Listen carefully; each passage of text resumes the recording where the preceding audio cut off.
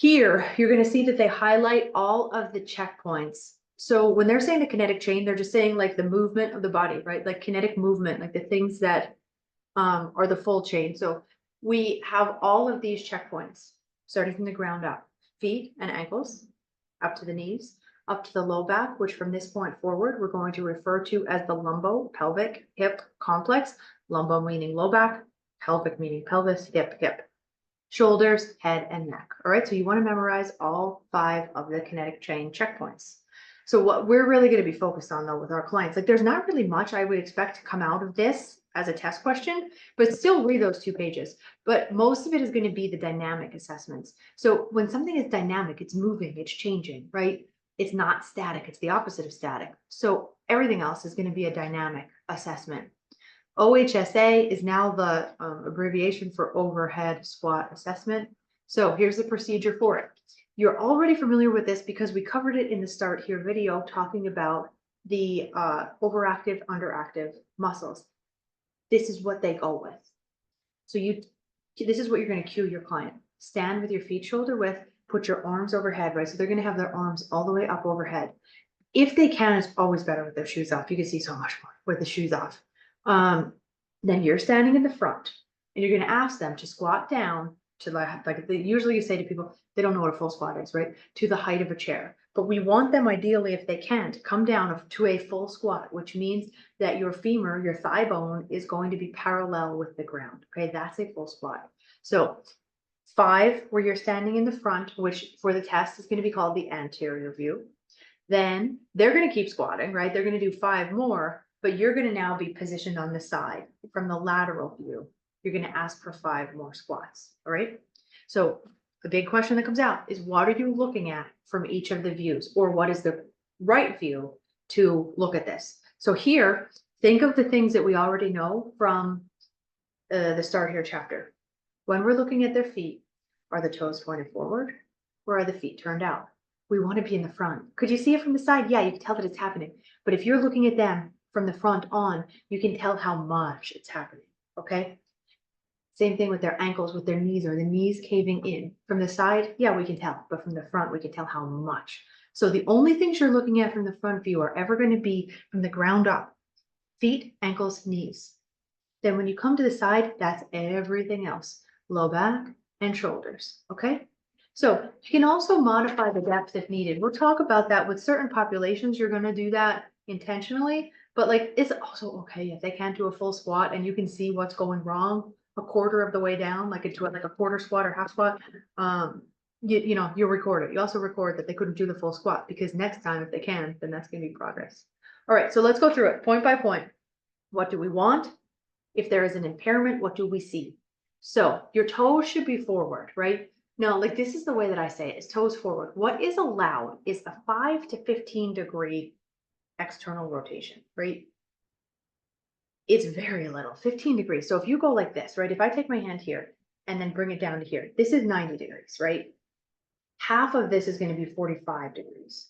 So 1/3 of this window is going to be 15. Now 15 is going to be the max. So 15, 10, or 5, right? So it could be very misleading. Like a lot of people are taught, one of the banes of my existence, are taught to squat with their feet turned out. And this is so bad for your body. It's also not good for, it limits how much weight you can load. But if you tell them that they could turn their feet out 5 to 15 degrees, most people think like that's going to be 15 degrees. That's way more than that, right? So you just tell them toes forward. Like that's what we want, is toes forward. If those feet do turn out, that is considered an impairment. So that's what we're looking for at the feet. We move up to the knees.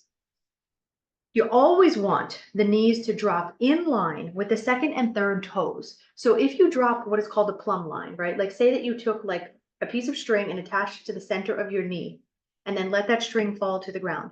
As you're squatting down, that string would hit your second and third toes. Okay, so does everybody, if you do that with your body, you could put your hands there and then squat down, and you're going to see it come between second and third toes. If something else is happening, then that's an impairment, right? The biggest one is going to be the knee valgus. So we are used to the phrase knees cave in. That's the phrase we're going to use with our clients. That's what makes sense. The technical term is knee valgus. So that means that knees cave in. So if you do that again, so just carefully, bring your knees a little bit towards the midline, and now drop that plumb line again. You'll see how it's no longer lining up with the second and third toes. Okay. So the other thing that can be called is knock knees, right? Like, because like, when people have that and they run, like the knees will sometimes knock together. The other thing that can go wrong at the knees is when people become bow-legged. That's called knee varus. That's not included in the overhead squat, but you sometimes do, like, they want you to know what valgus and varus mean. Okay, so valgus, knees cave in, knock knees, varus, bow-legged. All right, so excuse me. So now you're going to come to the side. Everything else we're going to be viewing from the lateral position because you're going to get the best look at it there. So what should be happening at the low back, lumbopelvic complex? Ideally, we're going to have, there is just like that natural little curve to the low back, right? It shouldn't be flat, but it should have just like that natural little curve. If you see a big arch in the low back, that is going to be excessive. It's beyond what is natural, what is like the minimal curve there. So that is considered the impairment, excessive arch. That goes with what we just called arch low back from the overactive underactives. So what I want everybody to do, this isn't in our book. This dominant stuff is not in our book. This is like one of the best things about the ACE textbook. And I feel like it's just a good way to teach people. So I included it here for us. So I want everybody right now to put your hands on your glutes and now sit back into the squat. And you're going to feel that you're leading with your glutes, right? This is the area in your body that the movement is being generated from. So hands on glutes and sit back. That is called glute dominance. That's good. That's what we want, right? You can lead other places. There's other ways to get down into a squat that is not good for your body. So if you do the arched low back, this is called lumbar dominance. So again, I don't want anybody to get hurt. If you have like any issues in your low back, then don't do it. But if you feel like you can safely do it, then like arch your low back as you start to come into the squat. You're going to feel you're not leading with your glutes. You're leading through that arch. That's called lumbar dominance, right? For the people that their glutes aren't strong enough to do it, you've got to figure out another way to get that body down there. So a lot of people are going to do it by that arch. Okay, so that goes with this low back arch. The other thing that can happen, and a lot of times it's like this weird thing where they happen together, is quad dominance. So again, this is the one that you have to be the most careful with, where you're going to squat, but the way that you're going to get down is by bringing your knees in front of your toes. So do not go down into a full squat, but just do like even like a quarter of a squat, that you could see how the movement is leading from your quads, right? That your knees are going to start to come over the toes. That's called quad dominance. All right. That's the worst, because then you're in this position that is like unsound, because like your knees are, you're just asking for an injury when your knees are in front of your toes. All right. So those are the three dominants. All right, back to what we do need to know. Shoulders. I like to teach a squat. I love lines. I love lines of movement. I love teaching the lines. I love showing the lines. I love using tools where people can see the lines in their body. So one thing that I will do a lot, if they have this issue where they're going to do that, they're going to do this other thing where they lean forward, right? So like they get down by bending forward. That is going to lower you. But then what happens is your shoulders are way out in front. So we want the shoulders, knees, and toes in line. We want a nice straight line, top to bottom. So we'll get like a dowel or a yardstick and put it there and say, okay, I want you to adjust your body until all three joints are touching this. And then they're going to be, it's the first time in their life that they've ever been in a real squat.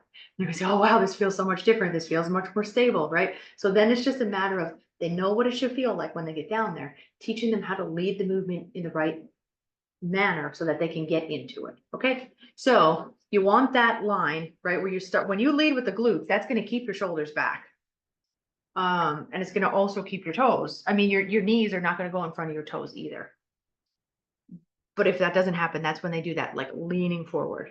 Okay. The arms. This is a tricky one because you're going to put the arms up overhead. So what I usually say to the people, like in the picture in the book, the guy's arms are not touching his ears, but I say that because then it's like, like they understand where the arm should be if you say glued to your ears, right? So they're going to be completely overhead, arms glued to ears. Now, once the arms are up there, when they squat down, if the arms drop forward, this is what arms fall forward means, that they didn't stay up overhead, that they started to come down. If their lats are not tight, there is no thinking about this. Your arms can just stay up. If their arms are tight, then it pulls that, if the lats are tight, then it pulls the arms down. So then they say, oh, but I didn't know. You didn't need to know. That's the thing. You didn't need to know. Your body will just do the right thing. So the body tells you what's happening. The big one that you need to be aware of is like the feet turn out. Is it turning out because they have tight calves? Or is it turning out because they have been taught to do that position? All right. So just to kind of really quickly sync this up with our list. Now, this is